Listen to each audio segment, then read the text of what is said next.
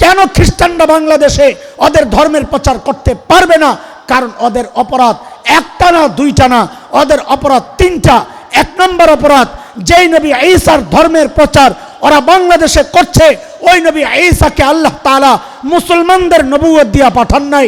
তিনি নিজে বলেছেন, ইয়া বনি ইসরাইল ইন্নী রাসূলুল্লাহ ইলাইকুম, আমাকে আল্লাহ তোমাদের রসুল বানায়া পাঠাইছেন, ইহুদিদের রসুল বানায়া পাঠাইছেন।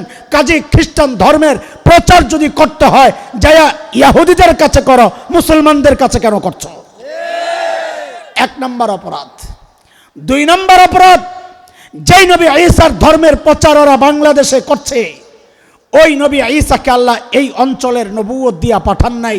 তিনি নিজে বলেছেন, আজকের যে ইসরায়েল, ওই অঞ্চলের নবুয়ত দিয়া পাঠাইছেন। কাজে খ্রিস্টান ধর্মের প্রচার যদি করতে হয়, যায়া ইসরায়েলে করো, বাংলাদেশে আসছো কেন?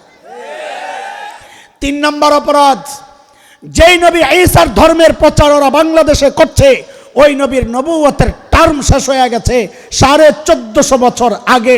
এইরকম অর্ধেক মাফ করে দিলাম, 50 মাফ করে দিলাম।